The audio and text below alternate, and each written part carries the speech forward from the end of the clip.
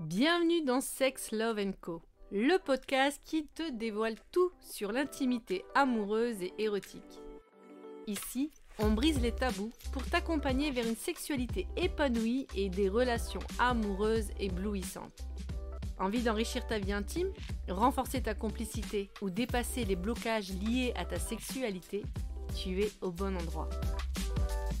Je suis Gwenaëlle Derost, sexothérapeute, et à chaque épisode, je te partage mon expertise, des témoignages inspirants et des outils concrets pour transformer ta vie intime.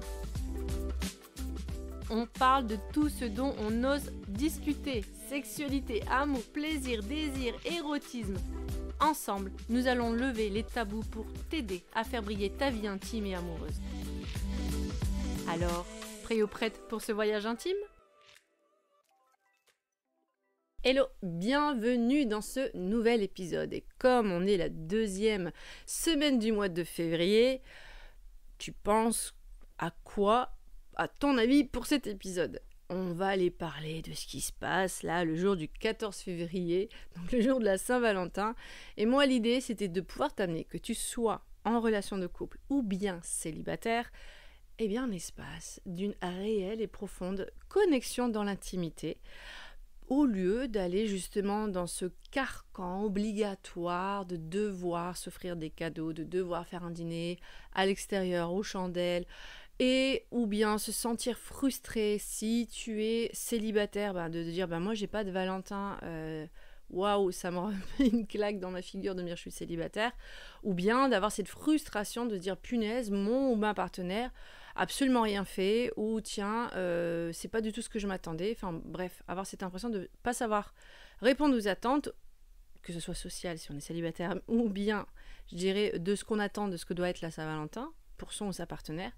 et ou bien du coup vivre une énorme pression, une énorme frustration à l'intérieur de soi liée à la Saint-Valentin. Moi personnellement, de mon point de vue, je trouve ça triste de devoir se rappeler qu'il est important de célébrer l'amour et de le considérer par des moyens de démonstration, qu'ils soient matériels ou physiques. Je trouve ça dommage de devoir... on est bien d'accord que c'est une fête commerciale pour aider les commerçants pendant la période de l'hiver à activer leur économie, mais dans tous les cas, je trouve ça dommage de devoir aller jusqu'à là pour se rappeler qu'il est important de prendre soin de sa relation de couple, si on est en relation amoureuse, et cruellement rappeler aux autres personnes qui, peut-être par choix, sont célibataires,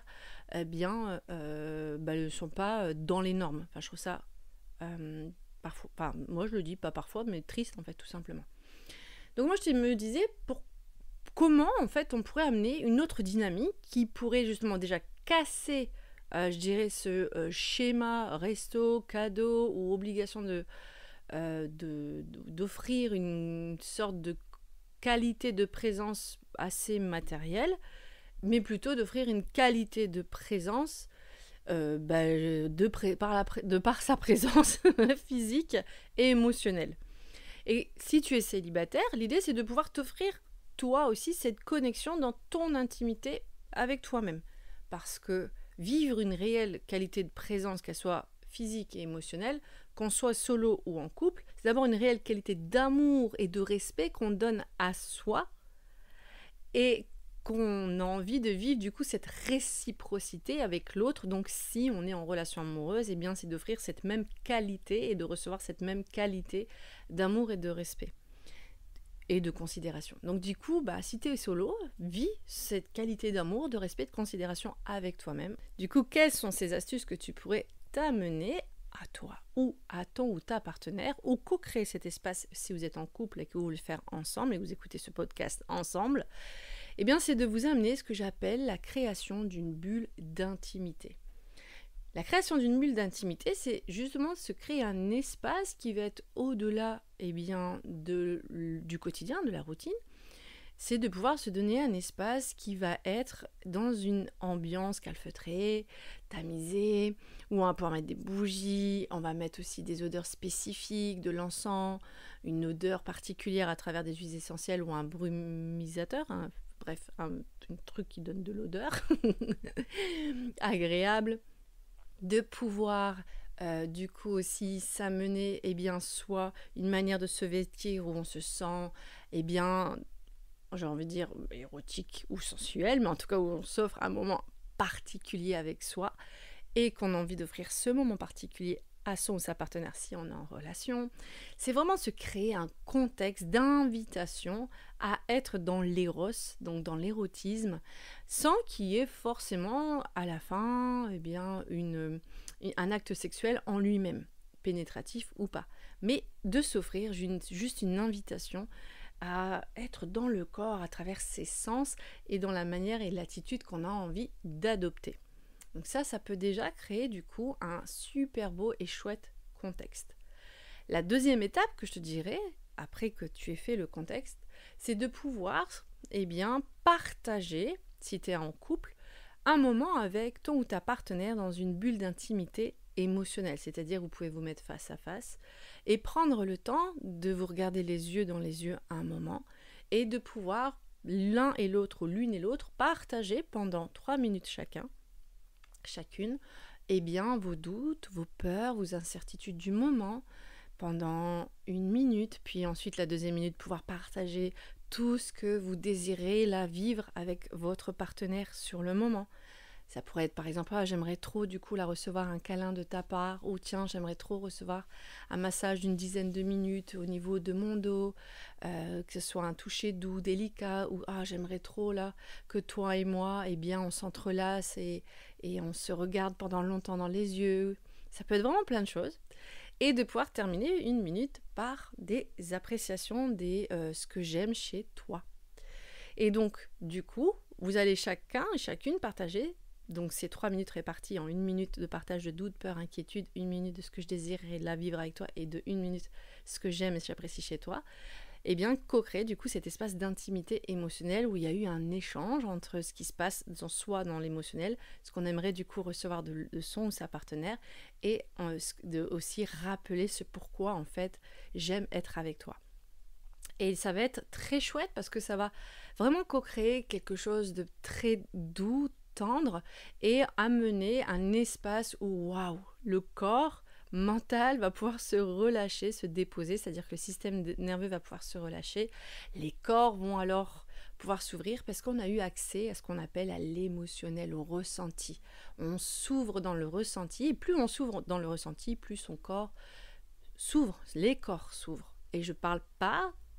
forcément du coup d'intimité à proprement parler sexuelle. Si tu es célibataire, tu peux le faire en l'écrivant. Tu peux écrire justement ces étapes comme je viens de préciter, comme si tu étais du coup en train de relationner avec ton intérieur où tu as en toi le masculin et le féminin et de voir justement ce qui se passe là dans la relation que j'ai avec moi, ce qui se passe dans mes doutes, mes peurs, mes inquiétudes, qu'est-ce que je désire m'apporter, m'amener à moi-même dans ces besoins, ces envies que j'ai envie de rencontrer. Ça pourrait justement prendre le temps, de me toucher lentement le corps, de m'apporter de la tendresse, de pouvoir me regarder un moment dans les yeux, de me rappeler à quel point je suis un être extraordinaire, de pouvoir m'amener de la douceur en écoutant une musique particulière. Pourquoi pas après me dire tiens, en fait je ressens le besoin de partager avec un ou une amie. Ça peut être vraiment plein de choses où on va pouvoir exprimer ses besoins même si on est en solitaire et de te rappeler ce que tu apprécies chez toi, ce que tu aimes et en quoi tu te remercies. C'est hyper important. Donc même si tu es solo, tu peux t'apporter cette bulle d'intimité émotionnelle. C'est ce que j'appelle moi les préliminaires émotionnels avant d'aller justement dans quelque chose de corporel. Donc vraiment pour co-créer cette intimité et cette ouverture avec soi et de soi avec l'autre si on est en relation, c'est de co-créer déjà une relation avec ce qui se passe dans son intérieur et de pouvoir l'exprimer soit en l'écrivant, soit à l'autre si on est en interaction. Donc ensuite, dans ma troisième astuce, aller dans l'échange des corps. Et l'échange des corps, ça va être justement de pouvoir respecter les désirs qui ont été peut-être énoncés par son ou sa partenaire et proposer, pourquoi pas, des zones de jeu, de ludisme, de connexion par des propositions, de vérifier du coup le consentement de son ou sa partenaire pour pouvoir aller plus loin dans l'échange. moi ce que je t'inviterais, c'est d'amener aussi des petits jeux sensoriels. Parce que ça, tu vas pouvoir le faire que tu sois solo ou que tu sois en couple, c'est-à-dire d'amener, pourquoi pas, des odeurs et des parfums à travers la nourriture, que tu bandes les yeux de ton partenaire, ou tu peux toi-même te bander les yeux, tu t'es préparé un display de nourriture et tu prends le temps de goûter ou de faire goûter à ton ou ta partenaire ce que tu as amené. Et ça peut être très intéressant puisque si vous écoutez le podcast, c'est que chacun ou chacune des partenaires peut préparer au préalable des petites, friandises, gourmandises, des fruits rouges ou de la fraise ou peu importe du chocolat pour pouvoir après l'amener dans ces petits jeux ludiques, sensoriels, sensuels, à travers notamment aussi le toucher qui pourrait être avec des plumeaux, qui pourrait être avec des caresses de foulard sur le corps, des massages, des touchés légers, des touchés palpés plus intenses, peu importe, mais de pouvoir apporter, en ayant les yeux bandés, des différentes formes de stimulation de ces sens à travers la vue, pas à la vue puisqu'on va, on va bander les yeux, mais à travers le toucher, à travers l'odeur et à travers le goût. Ça peut être aussi du coup d'une manière buccale. Ça peut être je viens susurrer des choses au creux de la voix, je viens te goûter, je viens te souffler sur le corps, te mordiller, ça peut être plein de choses et on peut se le faire à soi. C'est extraordinaire de pouvoir se faire ça, de pouvoir se mordiller dans des parties de son corps, de voir ce que ça peut provoquer, de pouvoir s'embrasser. Tout est possible dans la découverte et l'exploration de soi-même à soi-même ou de soi-même avec son ou sa partenaire. Donc vraiment d'offrir un espace de jeu, soit en respectant totalement les désirs qui ont été énoncés avant dans le vouloir de partager, dans la connexion corporelle, ou bien, pourquoi pas, proposer un espace ludique, et là donc notamment à travers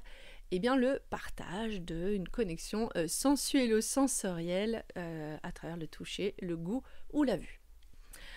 Ensuite, en fonction de là où on en est dans le caliente ou pas, c'est-à-dire que vous mesurez un petit peu la température de ce qui est en train de se passer dans votre relation, de savoir si ça a émoustillé ou pas votre, appétit au travers de vos organes sexuels, donc de checker avant avec son ou sa partenaire où on en est là dans l'envie d'explorer un peu plus loin dans l'érotisme et le charnel ou avec soi-même, de vérifier du coup en parlant, en discutant, en communiquant sur tiens, est-ce que ça te dirait qu'on aille un peu plus loin dans l'échange et pourquoi pas vous offrir du coup un jeu de séduction et d'exploration charnelle, érotique et toujours en exprimant ses besoins, ses envies et ses limites. C'est-à-dire que de ne pas hésiter de dire écoute, moi je suis ok pour un échange là érotique, j'ai envie que tu me palpes le corps, les seins, la poitrine, le sexe, la vulve, le pénis, peu importe. J'ai envie d'un sexe buccal, j'ai envie d'un sexe oral, mais par contre pas anal. On peut tout dire. Parce que du coup, en disant tout et en posant justement ses envies, ses intentions, ses besoins et du coup donc les limites, ça va amener forcément quelque chose de vachement plus pétillant, festoyant et dans un cadre safe, sécurisant dans votre relation, puisque c'est consenti. Et avec soi, c'est la même chose. Avec soi, on peut prendre le temps de dire est-ce que là j'ai envie d'aller dans quelque chose au niveau de mon sexe, de mon pénis ou de ma vulve? Est-ce que j'ai envie d'entrer mes doigts, si je suis une femme, au niveau de mon vagin, de mon entrée du vagin? Est-ce que j'ai envie d'aller dans justement dans une sexualité avec moi-même pénétratif ou pas? Et pareil pour un homme, c'est pas parce que vous avez un pénis que forcément il faut aller jusqu'à l'éjaculation si on se fait plaisir. Prendre le temps d'être dans la découverte de son toucher au niveau de son sexe, ça peut être juste hyper agréable de prendre le temps de toucher son corps, donc de vraiment vérifier son propre consentement aussi à soi-même. Et si vous sentez que vous n'avez absolument pas du tout envie d'aller plus loin dans l'échange érotico-charnel, sensuel, vous pouvez aussi très bien rester donc dans l'autre étape qui était d'être dans les sens par exemple, ou de faire des massages, des caresses, des papouilles, des mamouilles, tout ce que vous voulez avec votre partenaire ou avec vous-même, et c'est totalement aussi ok. C'est-à-dire que cette étape de l'érotico-charnel n'est pas une obligation, c'est pour ça que c'est super important de vous faire un retour sur comment là je me sens là maintenant. Ensuite, quand ces étapes sont terminées, et que vous sentez que c'est ok dans ce que vous avez exploré d'une manière ludique, d'une manière charnelle, sensuelle, avec votre partenaire ou en solo, de pouvoir faire un retour sur ce qui s'est passé, c'est-à-dire de pouvoir, faire le bilan un peu de comment moi j'ai vécu cette expérience d'exploration, comment je me suis sentie, qu'est-ce que j'ai apprécié de ouf, qu'est-ce que j'ai moins apprécié, qu'est-ce que je pense que ça demanderait de développer autrement la prochaine fois, si là je prends le temps de voir, pourquoi je me suis déconnectée ou je me suis sentie moins à l'aise, et c'est hyper intéressant parce que ça va pouvoir donner plein d'informations à soi déjà et à son ou sa partenaire dans la manière dont on a vécu l'expérience, et que tout est ok, c'est-à-dire que même si c'était pas au top du top parce que il y a peut-être eu un moment de déconnexion ou un moment où je pensais que ça allait me faire du bien, finalement ça m'a pas fait du bien, ou peut-être qu'il y a eu de la maladresse de la part de soi ou de son ou sa partenaire, c'est ok, c'est pouvoir en parler justement pour que la prochaine fois il y a encore plus d'envie d'être en interaction au lieu de absolument rien se dire, et ce qui fait qu'on va avoir tendance à mettre une distance avec son ou sa partenaire ou d'avoir une certaine lassitude dans la sexualité ou dans l'approche corporelle avec son ou sa partenaire parce qu'on ne se parle pas sur ce qui n'a pas été et ce qui a été. Mais ça, c'est hyper, hyper important parce que c'est comme ça qu'en fait qu'on apprend, c'est comme ça qu'on comprend aussi les zones, je dirais, d'amélioration et de progression, et les zones de non-exploration parce que ça m'a juste pas plu, et c'est ok en fait. Et les zones où c'était hyper, hyper chouette, vas-y, on continue à explorer la prochaine fois cette zone-là ou d'une autre manière, mais en tout cas, de vous offrir le droit au feedback, le droit au retour, c'est hyper important parce que ça va consolider justement votre intimité émotionnelle. Parce que ça veut dire que vous êtes en capacité de pouvoir entendre ce qui est hyper ok et ce qui ne l'est pas aussi, et que c'est pas de pas le prendre, je dirais, personnellement parlant. Si vous le prenez personnellement, c'est important du coup d'en parler, de dire ça me fait chier de me dire que tu t'es pas senti à l'aise dans ça, j'ai l'impression que j'ai mal fait, parce que là on va toucher du coup un autre aspect, et on en parlera dans d'autres podcasts, qui sont les blessures personnelles, d'avoir l'impression de jamais être à la hauteur ou de pas faire assez, d'avoir peur d'être rejeté parce que je fais pas assez bien. Mais c'est important de pouvoir en parler. Et c'est important de pouvoir garder le cap sur dire je suis désolée que ça te blesse, mais c'est important que je te le dise pour qu'on puisse s'améliorer. C'est de pas justement dire zut, je l'ai blessé, donc vaut mieux que j'arrête de dire quelque chose. Non, c'est important, continuez à communiquer, c'est hyper hyper important. Ne baissez pas les bras. On peut entendre la blessure de l'autre et en même temps de expliquer que c'est important qu'on en parle. Et donc, qu'est-ce que t'en penses de pouvoir te permettre de vivre justement une Saint-Valentin pas comme les autres, et j'ai envie de dire de faire cette connexion d'intimité, ces bulles d'intimité à travers et le contexte, les préliminaires émotionnels, l'approche corporelle à travers l'activation des sens, aller voir si tu vas aller dans l'érotico-sensuel et te faire tes feedbacks, de voir là, qu'est-ce que ça va créer réellement dans ma relation de couple, quand je prends le temps et qu'on prend le temps de s'apporter cette qualité de présence, autant émotionnelle, mentale que dans les corps, et qu'est-ce que ça m'apporte à moi quand je m'apporte justement cette qualité de présence avec moi-même dans ma propre intimité, et du coup comment j'ai envie de le vivre au quotidien. C'est ça moi que je suis curieuse, si tu t'autorises à vivre ça, là si tu écoutes là, pour la Saint-Valentin, mais t'es pas obligé de le faire à la Saint-Valentin un autre jour, qu'est-ce que ça va t'amener justement comme prise de conscience sur la manière dont tu veux réellement apprendre à te connecter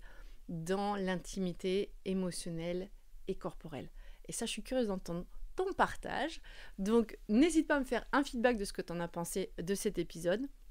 Je voulais vraiment t'amener une approche de rencontre pour la Saint-Valentin, mais en vérité, j'aurais pu te faire cet épisode au-delà de la Saint-Valentin. C'est juste une occasion de parler justement que la célébration de l'amour, c'est une célébration qu'on fait tous les jours, en vérité, déjà avec soi-même, en apportant une qualité de présence, autant émotionnelle, mentale que corporelle. Et pour la vivre, on va apprendre et poser déjà un contexte, et on va en profiter qu'il y a la Saint-Valentin pour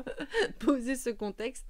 et de pas hésiter du coup de pouvoir le reproduire autant de fois que tu veux dans l'année, et que ça devienne quelque chose qui soit en fait complètement qui fait partie complètement de ton quotidien, dans le sens où tu sais que pour gagner en une réelle connexion d'intimité avec toi-même et avec l'autre, ça passe par justement ces points de connexion autant mentale qu'émotionnelle, et par ces espaces de connexion corporelle si tu désires vivre des relations authentiques, profondes, connectées et épanouissantes. Donc n'hésite pas à me laisser un commentaire par rapport à ce podcast, de pas hésiter à me dire si tu as fait cette petite bulle d'intimité, et si ça a été caliente ou si ça a été hyper tendre, doux, si ça a été justement aussi parfois des zones de blocage, des résistances, de vraiment pas hésiter à me partager ça, à me partager ton expérience, que ce soit solo ou en relation. Et n'hésite pas, comme d'habitude, à me suivre sur mes réseaux sociaux, sublimation-18 Gwen GWE2N pour Instagram, sur Facebook Gwen de Rost, donc GWE2N et de Rost DER2OST, de découvrir ma chaîne YouTube Gwenaëlle de Rost. Et il y a aussi mon site internet, n'hésite pas à pouvoir aussi aller le voir, www.sublimation-by-gd pour gwenaellederost.com, et découvrir des astuces en t'inscrivant à la newsletter pour éblouir de nouveau ton intimité grâce à des outils d'éveil tantrique. Et moi je te dis à la semaine prochaine pour un prochain épisode, et j'ai une big annonce à faire, c'est que je commence à mener des collaborations dans les podcasts pour diversifier et dynamiser les échanges. Ah oui, si tu écoutes ce podcast, j'ai oublié d'annoncer aussi que je vais organiser ce dimanche 23 février une conférence gratuite pour les femmes sur comment construire une intimité féminine épanouissante entre désir, plaisir et émotion. Donc n'hésite pas à t'inscrire justement à travers les différents réseaux sociaux que je t'ai donnés ou sur mon site web. Je serai ravie de te voir lors de cette conférence et tu verras que ça va être hyper informatif. En attendant, n'oublie pas de prendre soin de toi. Merci d'avoir écouté cet épisode. J'espère qu'il t'a donné des clés pour enrichir ta vie amoureuse et intime. Si tu as aimé, abonne-toi, laisse un avis et partage-le. Moi, je te retrouve mardi prochain pour une nouvelle dose d'amour, de complicité et de sensualité. Si tu veux dès maintenant retrouver d'autres astuces ou d'autres ressources, n'hésite pas à consulter ma page Insta, ma chaîne YouTube ou encore de découvrir ma page web sur Sublimation, l'école virtuelle de l'éveil tantrique et de l'intimité. En attendant, prends soin de toi et je te dis à très vite pour un nouvel épisode de Sex, Love & Co.